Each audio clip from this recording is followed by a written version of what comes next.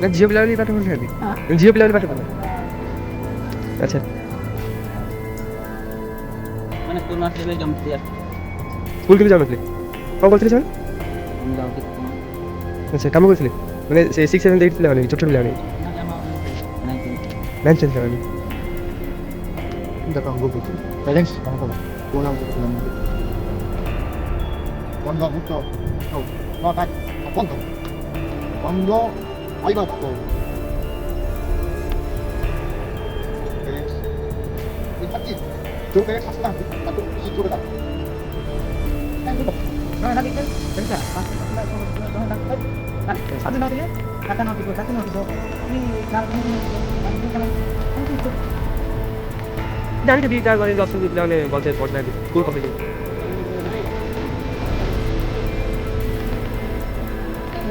केली जाता है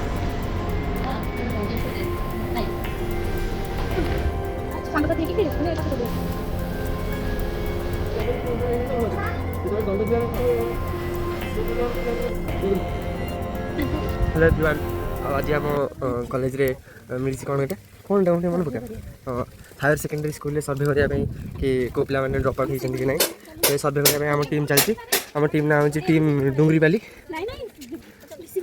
जल्दी खाऊ आउ फास्ट घर आम टीम डुंगरीपाली दीपक आउ इलिशा सर्वे कर देखिए केते कौन इनफॉरमेशन से मैंने पाई रखी समस्त 25-25 पिला पाइबू खोजा पड़ो जो मैंने स्कूल लेवल ड्रॉप आउट होती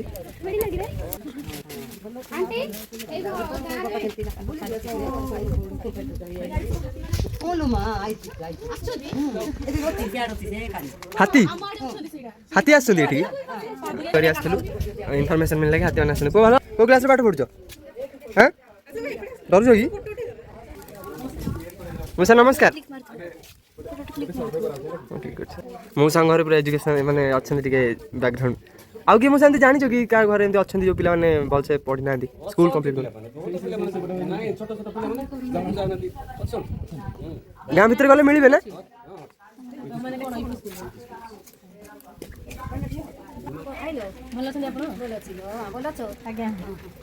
मासी आम आसलु बीड कॉलेज रु आम गोटे सर्वे करूँ कि जो पिला माने स्कूल ले सब पाठ छाड़ दौरान एमती कि अच्छा कि तुम जानी जे स्कूल पाठ छाड़ देते अच्छा अच्छा तांकर अच्छा हो मासी धन्यवाद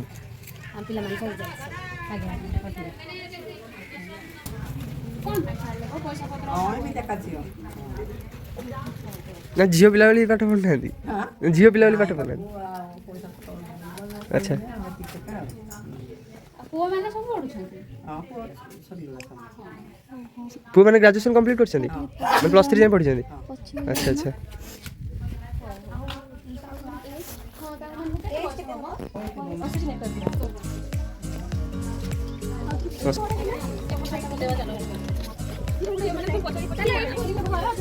आम सर्वे टीम पूरा फॉर्म अच्छा मैडम आप किसी इंटरव्यू ना चाहते आप सर्वे कर कहे कैमेरा आड़ू देखिए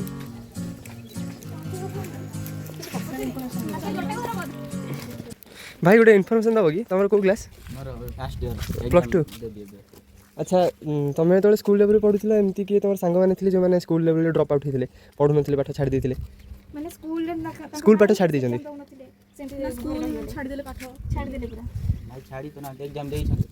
सब 10th माने स्कूल न आसले भी एग्जाम दे आस्थिले स्कूल किंतु जाउ नथले हां कोन करथले से माने की काम जाउथले की घर जाउ ठीक रुह की काम करूथले की कोन अच्छा काम करथले माने से 6 7 8 पिला माने छोट छोट पिला माने नहीं हम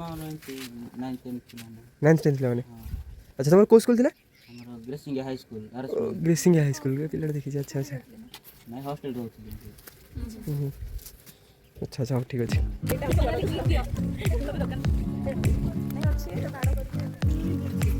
ये गाना ना कौन डुगुरी पहाड़ी केमती कोन एरिया रे पिला माने कोन एजुकेशन स्टेटस कोन पिला माने पढ़ा पढ़ी केमती कोन करूछनी आ कि ड्रॉप आउट नै कि तो सेम विषय में एमती जानि को चाहू पिला माने तो स्कूल को प्राय जाउ छथि छोट पिला तो विशेष भाव ये होछि कोन जे ମୁଁ ଯେତେ ଅନୁଭବ କରୁଛି ପ୍ୟାରେଣ୍ଟସ୍ ମାନଙ୍କର ଅବହେଳାବଶତଃ ପିଲାମାନେ ଠିକ୍ ଭାବରେ ସ୍କୁଲକୁ ଯାଇପାରୁନାହାନ୍ତି। ଏଇଟା ପ୍ରଥମ କଥା ନୋଟ୍ କରନ୍ତୁ। ଦ୍ୱିତୀୟ କଥା ହେଉଛି ଏଇଟା ମୁଁ ଆଉ ଥରେ ବି ଆସିଥିଲେ ସେମାନେ ବାହାରେ ସେମାନଙ୍କୁ ବି ମୁଁ କହିଥିଲି ଛାଟ ନଥିଲେ ପାଠ ନାହିଁ। ଯେଉଁ ସରକାର ଯେଉଁ ଅତି ଦୟାକରି ପିଲାଙ୍କୁ ଯେଉଁ ମୂର୍ଖ କରୁଛନ୍ତି ସେଇଟା ବହୁତ ଭୁଲ ଅଛି। ଆଗକୁ ଏମିତି କରନ୍ତୁ ଆଗରୁ କ'ଣ ଶିକ୍ଷକ ମରିଲା ଭଳିଆ ଥିବ କି ସେଟା ଗୋଟେ ଦୁର୍ଭାଗ୍ୟ ହେଇପାରେ। କିନ୍ତୁ ଏବେ ବାପା ମା' ଧରନ୍ତୁ ଆମେ ବାପା ମାଆଙ୍କର ଛୁଆ ଯଦି ଆପଣମାନେ ଆମ ଛୁଆ ଯଦି ଆପଣ ଭୁଲ କରୁଥିବେ ଆମେ ଯଦି ଆପଣଙ୍କୁ ତାଗିଦ ନ କରିବୁ ଆପଣ ସେ ଭୁଲ ଜାଣିପାରିବେ କି ତ କେମିତି ସଂଶୋଧନ ହେବ? ତେଣୁ ଅନେକ ସମୟରେ ଏଇଟା ଦେଖାଯାଉଛି ମୁଁ ମାନେ ଆପଣମାନଙ୍କ ଆଗରେ ଗୋଟେ ଏତିକି କହିବି ଯେ ସରକାର ଏଟା ଲାଗୁ କରନ୍ତୁ ଯେଉଁଟା ପୁରା ଦଣ୍ଡମୁକ୍ତ ଅଞ୍ଚଳ ନାହିଁ ସେଇଟା ବନ୍ଦ କରନ୍ତୁ। ଦଣ୍ଡ ପାଇବା ଅଞ୍ଚଳ ଲେଖନ୍ତୁ। ପିଲା ଆମ ସମୟରେ ଥିଲା ଆମେ ଯେତିକି ମାଡ଼ ଖାଇଛୁ ଆଜ୍ଞା ମୁଁ ଆପଣମାନଙ୍କ ଆଗରେ ବୋଧେ ବଡ଼ କହୁନି ଏବେ ବି ଆମ ଶିକ୍ଷକଙ୍କୁ ଦେଖିଲେ ଆମେ ଭୟ ଲାଗୁଛୁ କାହିଁକି ତାଙ୍କ ସଂସ୍କାର ଆମେ ବଢ଼ିଛୁ। ହଁ ଆଉ ଯଦି ଆମ ମୋର ମନେ ଅଛି ସେଇ ଭୟ ଆମର ଥିଲା କାହିଁକି ନା ଆମକୁ ସାର୍ ମାରିବେ ମାନେ ଆମେ ଯଦି ପାଠ ନ ପଢ଼ିବୁ ସାର୍ ଆମେ ମାଡ଼ ଖାଇବୁ। ତେଣୁ ଦ୍ୱିତୀୟ ପଏଣ୍ଟ ଲେଖନ୍ତୁ ଯେଉଁ ଦଣ୍ଡମୁକ୍ତ ଏରିଆ ବୋଲି କହିକି ସେଇଟା ବନ୍ଦ କରନ୍ତୁ ସରକାର ପିଲାଙ୍କୁ ଟିକେ ଦଣ୍ଡ ମିଳୁ ତାର ଲିମିଟ୍ କରନ୍ତୁ। ବୁଦ୍ଧିଜୀବୀ ମାନେ ଅଛନ୍ତି ଏଜୁକେସନରେ ତାର ଲିମିଟ୍ କରନ୍ତୁ ଯେ ମୁଣ୍ଡ ଛାଡ଼ି ବେକରୁ ତଳକୁ ତୁମେ ଦଣ୍ଡ ଦିଅ ମୁଣ୍ଡକୁ ଆଘାତ କରିବ ନାହିଁ। এই ପ୍ରକାର କିଛି ଜ୍ଞାନୀ ମାନେ ଅଛନ୍ତି ତାକୁ ଗୋଟେ ଲାଗୁ କରନ୍ତୁ। ତୃତୀୟ ବିଷୟ ଠିକ୍ କରିବେ ପ୍ରତ୍ୟେକ ମାସରେ ପ୍ୟାରେଣ୍ଟସ୍ ମିଟିଂ ନିହାତି ଯେଉଁ ପ୍ୟାରେଣ୍ଟସ୍ ଆସୁନାହାନ୍ତି ତାଙ୍କ ପାଖକୁ ଶିକ୍ଷକ ଯାଆନ୍ତୁ। ଆପଣଙ୍କ ପିଲା ତ ଆମ ସ୍କୁଲରେ ପଢ଼ୁଛି ଆଜ୍ଞା ଆପଣଙ୍କୁ ଆମେ ସ୍ୱାଗତ କରୁ ଡାକିଲୁ ଆପଣ କ'ଣ ପାଇଁ ଆସିଲେ କ'ଣ ଅସୁବିଧା ହେଲା ଆସନ୍ତା ଥରକୁ ଆପଣ ନିଶ୍ଚିତ ଆସିବେ। ତେବେ ଆପଣ ଜାଣିବେ ଆପଣ ପିଲା କେତେ ପାଠ ପଢ଼ିଲା କେତେ ପ୍ରୋଗ୍ରେସ୍ କଲା କ'ଣ ସେ ଭଲ ଅନୁଭବ କରୁଛି ତାହା ଜାଣିପାରିବେ। କିନ୍ତୁ ଆପଣ ମିଟିଂକୁ ଆସନ୍ତୁ ପ୍ରଥମକୁ ସ୍ୱାଗତ କରିବେ ଆପଣ କିଏ ଶିକ୍ଷକ ମାନେ। ଚତୁର୍ଥ ବିଷୟ ଯେ ମୁଁ ସାର୍ ଆପଣ ଏଇ ଯେଉଁ ସ୍କୁଲ ସବୁ ଅଛି ଆପଣ ଆଖ ପାଖରେ ଗୋଟେ ଏଇଠି ଅଛି ସ୍କୁଲ ମ୍ୟାନେଜମେଣ୍ଟ କମିଟି ଗୋଟେ ଅଛି ଆପଣ ସେଥିରେ କୋଉଥିରେ ଅଂଶୀଦାର ଅଛନ୍ତି କି? ମୁଁ ଆଜ୍ଞା ମୋ ଛୁଆ ଗୁଡ଼ା ତ ବର୍ତ୍ତମାନ ଟିକେ ବଡ଼ ହେଇଗଲାଣି। ଆଚ୍ଛା ବେଳେବେଳେ ମୋତେ ହାଇସ୍କୁଲ ମାନେ ଡାକନ୍ତି। ଆଚ୍ଛା ହାଇସ୍କୁଲ ନାଇଁ ଆପଣ ଟିକେ ଆସିଲେ ଭଲ ହେବ କୋଉ ହାଇସ୍କୁଲ ଆଜ୍ଞା? ଏଇ କଳିଙ୍ଗ ହାଇସ୍କୁଲ ସେମାନେ ମିଟିଂ ସମୟରେ ଡାକନ୍ତି। ଆମ ଛୁଆ ଗୁଡ଼ା ବଡ଼ ବଡ଼ ହେଇଗଲେଣି କିନ୍ତୁ ମୋତେ ସେମାନେ ଡାକନ୍ତି। ସେମାନେ ସେ କିଛି ମାନେ ପ୍ଲାନ୍ ଫ୍ଲାନ୍ କିଛି ହୁଏ ଆପଣଙ୍କୁ? ମୁଁ ତାଙ୍କୁ କହେ କିଛି ସେମାନେ ବହୁତ ସମ୍ମାନ ଦିଅନ୍ତି ଆଉ ମୋର ପ୍ଲାନ୍ ସେମାନେ କାର୍ଯ୍ୟକାରୀ କରନ୍ତି ଖୁସି ଲାଗେ। ଆଉ କିନ୍ତୁ ସବୁବେଳେ ମୁଁ ନିଜକୁ ଉପସ୍ଥାପନ କରିନି କାରଣ ଏମିତି ମୁଁ ବି ନୁହଁ ଯେ ଗୋଟେ ବଡ଼ ଜ୍ଞାନୀ ମୁଁ ତାଙ୍କୁ ପ୍ଲାନ୍ ଦେବି। ମୋର ପ୍ରଫେସନ୍ ହେଉଛି ମୁଁ ଗୋଟେ I was A government servant ଆଉ ମୁଁ ଗୋଟେ ତହସିଲରେ ଥିଲି।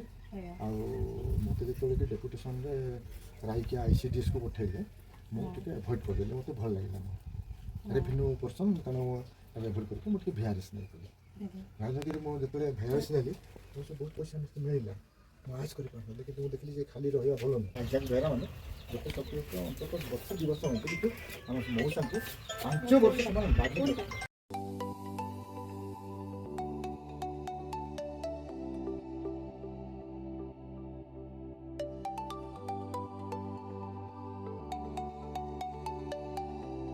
ମାଉସୀ ନମସ୍କାର ଭଲ ଅଛନ୍ତି ନା?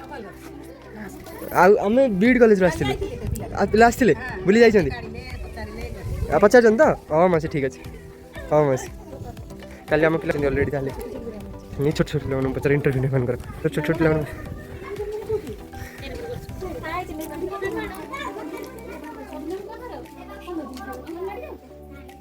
ପାଟି ଆସ୍ତେ ଆସ୍ତେ ପଚାର। ସ୍କୁଲ ଯାଉଛ ପିଲାମାନେ ଯାଉଛ? ହଁ କହୁନ ହଁ ସାର୍ କୁହ। ନାଇଁ ନାଇଁ ସାର୍ ମୁଁ ସାର୍ ନୁହେଁ। ସ୍କୁଲ ଯାଉଛ ସବୁଦିନ? ଆଜି କ'ଣ ପାଇଁ ଛୁଟି ଅଛି? ଆଜି କ'ଣ ପାଇଁ ଛୁଟି ଅଛି ସ୍କୁଲ? ଆଜି ଇଦ୍ ବୋଲି ଜାଣିଛ କି ନାଇଁ? ଇଦ୍ ଗୋଟେ ପର୍ବ ଜାଣିଛ ତ? ଆଜି ସେ ଇଦ୍ ଉଲ୍ ଫିତର ପାଇଁ ଛୁଟି ଅଛି। ଆଚ୍ଛା ଆଚ୍ଛା ଓ ସେ ଇଡେନ୍ରେ ପଢ଼ୁଛନ୍ତି।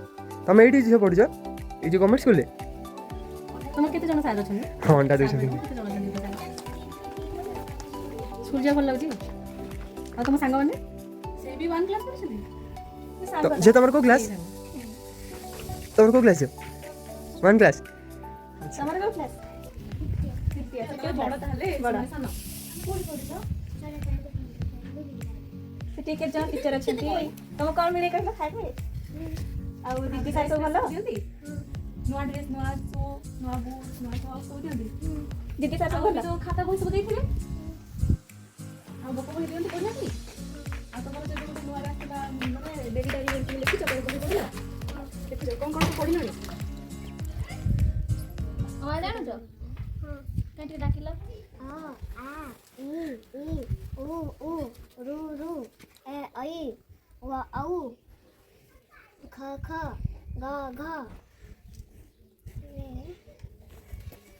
अच्छे से जाने बोलिए कोई पूछ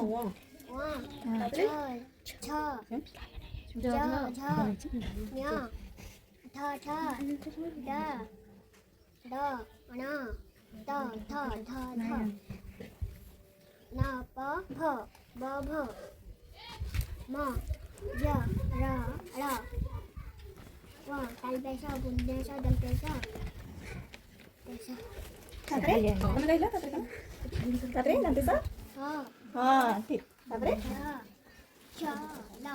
शाबाश ହେଇଗଲା ଆଉ। ତିଗୁଡି ପଠେଇ ହଉ ହଉ ଚକଲେଟ୍ ଦେଇନଥିଲି କି ଯାହା ହଉ ମୋର ମନ ନଥିଲା ହଉ ଧନ୍ୟବାଦ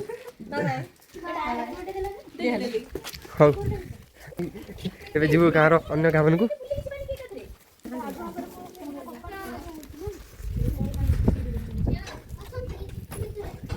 ଡାକି ଦିଅ ଟିକେ ଝିଅ କେତେ ବଢ଼ିଆ ଘରଟେ ହେଇଛି ମାସିକା ଅଛନ୍ତି କି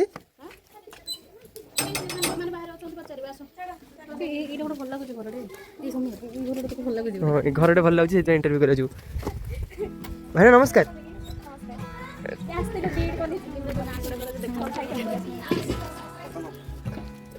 ଆସନ୍ତୁ ଭାଇନା ଆସିବେ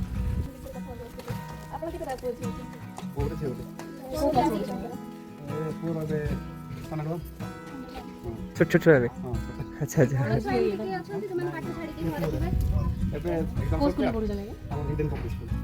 ଆଚ୍ଛା ଆଚ୍ଛା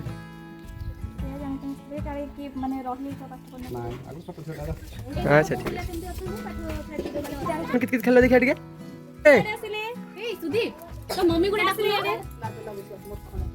नमस्कार ମାଉସୀ ନମସ୍କାର ପିଲାମାନଙ୍କୁ ପାଠ ପଢ଼ା ବିଷୟରେ ଟିକେ କଥା ବସିଥିଲି କେତେ ଛୋଟ ଛୋଟ ପିଲା ସ୍କୁଲ ଯାଉଛନ୍ତି ଆଉ ଘରେ ଏମିତି କେହି ନାହାନ୍ତି ମାନେ ଏବେ ପଢ଼ୁନାହାନ୍ତି ପାଠ ଛାଡ଼ି ନା ଆଗରୁ ପାଠ ଛାଡ଼ିଥିଲେ ଏବେ ସିନା ବଡ଼ ହେଇଗଲେଣି ଆଗରୁ ପାଠ ପୂଜା ସମସ୍ତେ ପଢୁଛନ୍ତି ନା ମାଉସୀ ପାଠ କିଏ ପଢୁନି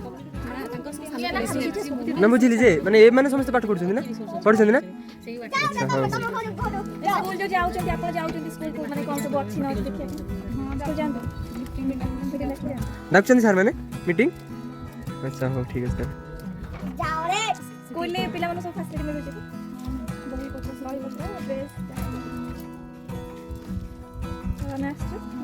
ହଁ ମାଉସୀ ନମସ୍କାର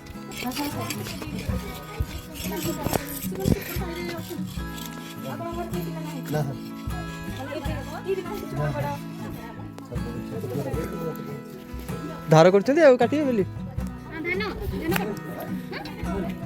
ବଣ କଟା ହବ ଜଙ୍ଗଲ ଆଚ୍ଛା ଆଚ୍ଛା ହଉ ଆମ ଟିମ୍ ବହୁତ ଭଲରେ ଇଣ୍ଟରଭ୍ୟୁ ସବୁ ନେଉଛନ୍ତି କେତେ ସୁନ୍ଦର ଲାଗୁଛି ପିଲାମାନେ ଖେଳୁଛନ୍ତି ସଫା ସୁତରା ଅଛି ଆଉ ଏଠି ଆମ ପିଲାମାନେ ସବୁ ଇଣ୍ଟରଭ୍ୟୁ ନେଉଛନ୍ତି हाँ हाँ हम यहाँ छाँव में बैठ के आराम करते हैं स्कूल कथा पचार माउसी बुझिली का ये नाई प्राय स्कूल जाउछन्ति किए भी घरे रहउछन्ति पढुछन् समस्त ठीक ठाक म त टीचर्स रिटायर्ड आज्ञा मोर पिला माने आउ इलेडी अच्छा फाटुरो दई दुईटा बोट हटिलाडी आ ता जोइ पुଅ त कलकत्ता अछन्ति अच्छा को स्कूल ले थिलो माउसी मो बम बुली जबेडी फबेडी सब हम मारे जेंतरे आ याडे फिरिंगा याडे सब टीचर थिले बड़ बाहर थिलिया टीचर थिले हां को सब्जेक्ट पढांती को सब्जेक्ट को सब्जेक्ट पढांती बेलर कथा जानि नु तू आ बड़ को अच्छा अच्छा हाँ हाँ माउसी धन्यवाद हमरो टीचर थिले आ कहले कि बहुत बहुत जगह सब बुली से पाठ पढाइछन्ती भलो कथा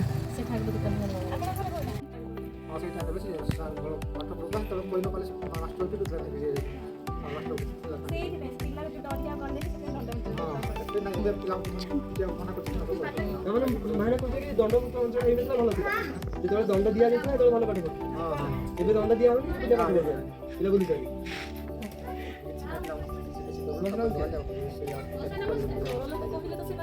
आम कहून से गछ ना कौन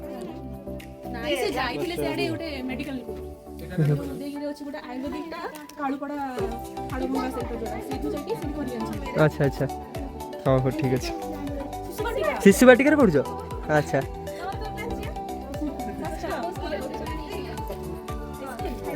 झीटा शिशु बाटिका पढ़ुचे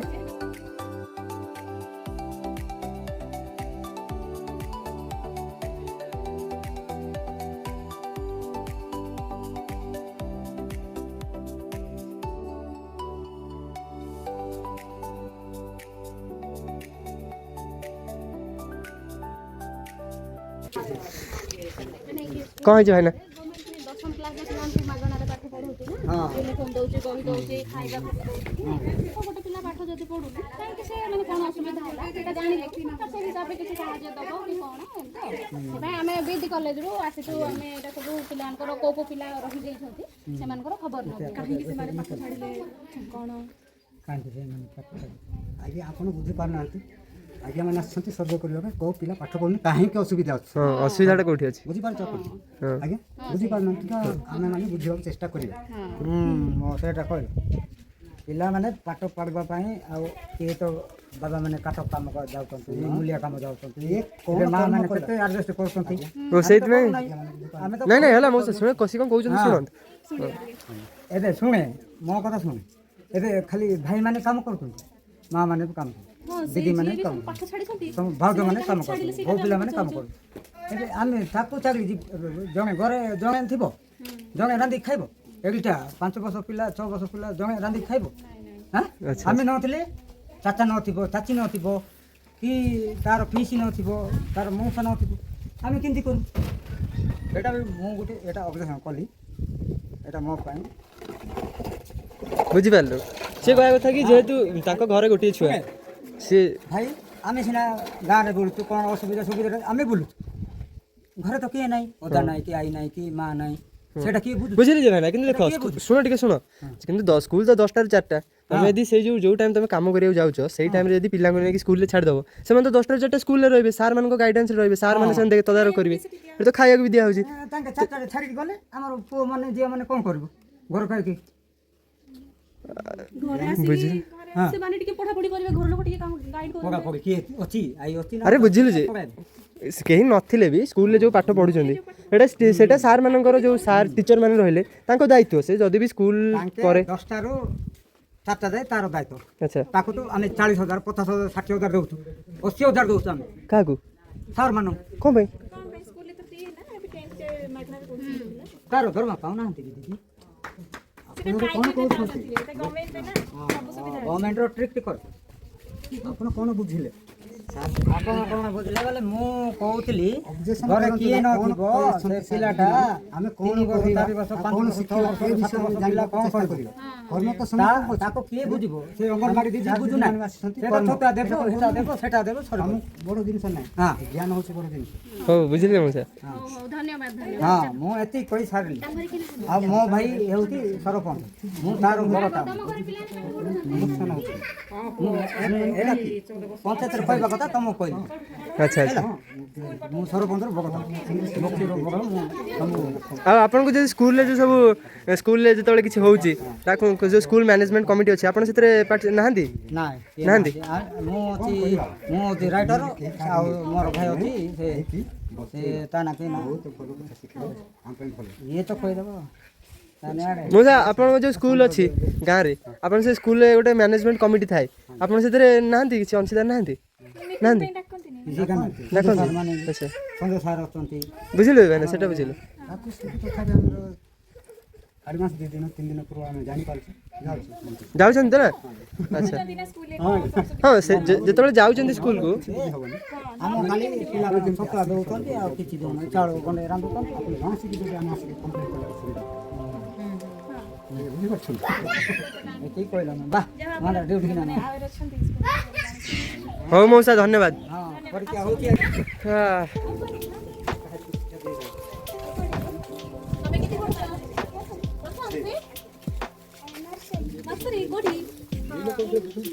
ଆଚ୍ଛା ଇଂଲିଶ ମିଡ଼ିୟମ୍ ପଢ଼ୁଛ? ଆଚ୍ଛା ହଉ ଠିକ୍ ଅଛି, ଭଲସେ ପାଠ ପଢ଼ିବ ପିଲାମାନେ ହେଲା।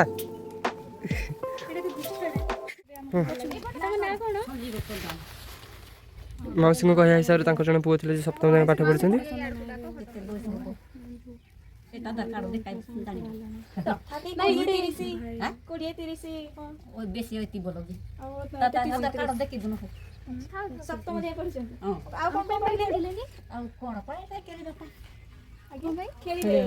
ଖେଳିବା ପାଇଁ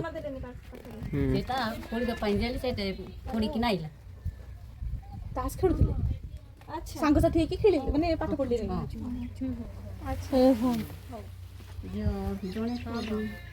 ଜଣେ ପୁଅ ଜଣେ ଝିଅ ଝିଅ କୋଉ ଯାଏ ପଢିଛନ୍ତି?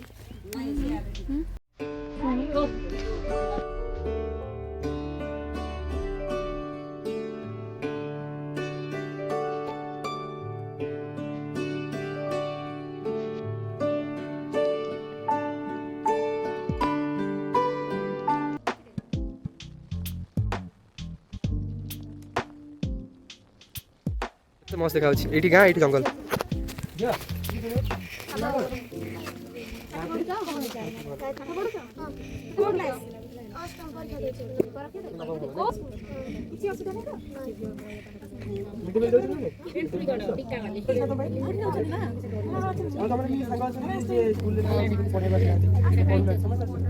କି ବି ଏମିତି ନାହାନ୍ତି କି ପଢିବାକୁ ଆସୁନାହାନ୍ତି? ଏଇ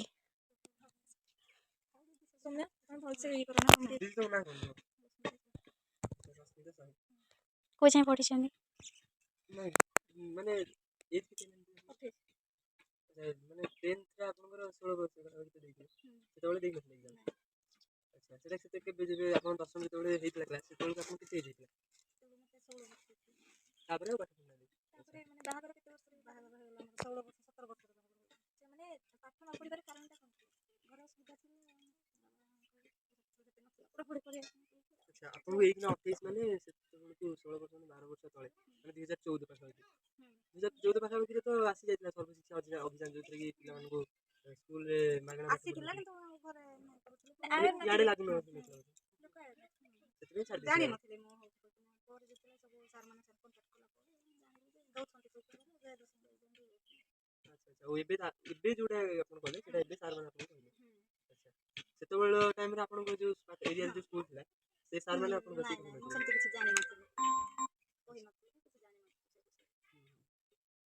ଏବେ କେମିତି ମାନେ ଏତେ ବର୍ଷ ପରେ କେମିତି ମନ ହେଲା ଯେ ମୁଁ ବି ନାଇଁ ସେ ଆସିକି କହୁଛନ୍ତି କି ସାର୍ମାନେ ଯେଉଁ ଏରିଆରେ ଯେଉଁ ସ୍କୁଲ ସାର୍ମାନେ ସେମାନେ ଆସିଥିଲେ। ହଁ ସାର୍ କହିଲେ ଯେ ପରୀକ୍ଷା ଦେଉଛନ୍ତି ଦେବେ ବୋଲି ଦିଅନ୍ତୁ ସ୍କୁଲ ଯାଉଥିଲେ କ୍ଲାସ୍ କରୁଥିଲେ? କ୍ଲାସ୍ ମୁଁ ଗୋଟେ ଥର ଯାଇ ହଉଥିଲା ରବିବାର କ୍ଲାସ୍ ମୁଁ ଯାଉନି। ସ୍ପେଶାଲ ଏଜୁକେସନ ମାନେ ତମେ 9th ଛାଡ଼ କି ଯୋଉ ପିରିୟଡ଼ ଯେତେବେଳେ ଛାଡ଼ିବ ସେଟା ହବାକୁ ହଉଥିଲା ମିଟିଂ ବି କରିଥିଲେ ଯୋଉ ଭିତରେ ବି ଛାଡ଼ିଲେ 10th ଏକ୍ଜାମ ଦେଇ ପାରିବ ଯୋଉ କ୍ଲାସ୍ ରେ ବି ଛାଡ଼ିଲେ। ଏବେ ଇଣ୍ଟର୍ନशिପ୍ ଚାଲିଥିଲା ନା ଜାନୁଆରୀ ମାସରେ ହିଁ ତାଙ୍କର ହେଇଥିଲା ମିଟିଂ। ଜାନୁଆରୀ କି ସେଇ ସେ ଡିସେମ୍ବର କୋର୍ସ ନା ସ୍ପେଶାଲ ଏଜୁକେସନ ସ୍କିମ୍ ଅଣ୍ଡରରେ ସେ ଏକ୍ଜାମ ଦେଇଛନ୍ତି। ନ୍ୟାସନାଲ ଲେଭେଲରେ ହଉଥିଲା ପିଏମସି ସ୍କୁଲ ମାନଙ୍କୁ ବେଶୀ ଫୋକସ୍ କରାଯାଉଥିଲା ଯେ ଏମିତି କିଛି ଲୋକ ଅଛନ୍ତି କି ପିଲା ଅଛନ୍ତି ଆମର ଇଏରେ ବି ହଉଥିଲା ବହୁତ ପିଲା ଦେଇଥିଲେ 500 ପରେ ଆମ କଲେଜରେ ବି ଆମକୁ ଆୱାର କରାଉଥିଲା ତାଙ୍କୁ ଡାକିକି କ୍ଲାସ୍ କରନ୍ତୁ ସେଟା ଏମିତି ନଥିଲା ବହି ନିଅନ୍ତୁ ପଢ଼ନ୍ତୁ ନିଜେ ବହି ଦେଇଥିଲେ ତାଙ୍କର ଗୋଟେ ଏକ୍ସଟ୍ରା କ୍ଲାସ୍ ହଉଥିଲା ସେମାନେ ନର୍ମାଲ କ୍ଲାସ୍ରେ ଯାହା ହଉ ସରକାରଙ୍କର ଏଇ ସ୍କିମ୍ଟା କିଛି ତ ଆଟଲିଷ୍ଟ କାମ ଦେଇଛି। ହଉ ଦିଦି ଧନ୍ୟବାଦ ଆମେ ଆସୁଛୁ ଆପଣ ଏମିତି ପାଠ ପଢ଼ୁଥାନ୍ତୁ ନିଜ ପିଲାଙ୍କୁ ବି ପଢ଼ାନ୍ତୁ ଟ୍ରାଏ କରନ୍ତୁ +2 ବି ପଢିବାକୁ। ଯେତେ ହେଇପାରିବ ପଢ଼ାନ୍ତୁ। ହଁ ନିଜେ ପଢନ୍ତୁ ପିଲାମାନଙ୍କୁ ବି ପଢାନ୍ତୁ।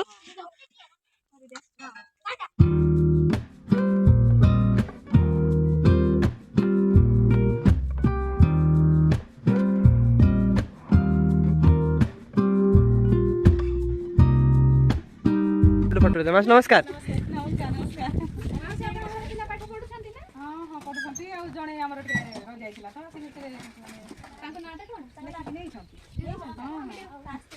ଦିଦି ତମ ଦେଖା ଏ ଦିଦି ନାଇଁ ସେ ପଢଉଥିଲେ ତ ଦିଦି ନମସ୍କାର କହିଲେ ମୁଁ ସେଇଟା କହିଲି। ହଁ ସେ ଝିଅ ଆସ ତମ ସହିତ ଗୋଟେ ଫଟୋ ଉଠେଇବେ।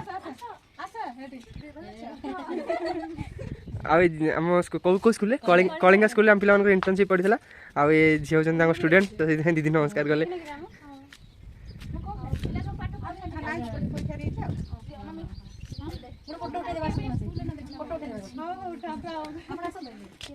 ହଉ ମାଉ ସେମାନଙ୍କୁ ପଢ଼େଇବେ ହେଲା ଯେତେ ହେଇପାରିବ ଏମାନଙ୍କୁ ପଢ଼େଇବେ। 3 ଜଣ ଝିଅ କି? ଆଚ୍ଛା ଆଚ୍ଛା ହଉ ସମସ୍ତଙ୍କୁ ପାଠ ପଢ଼େଇବେ। ହଁ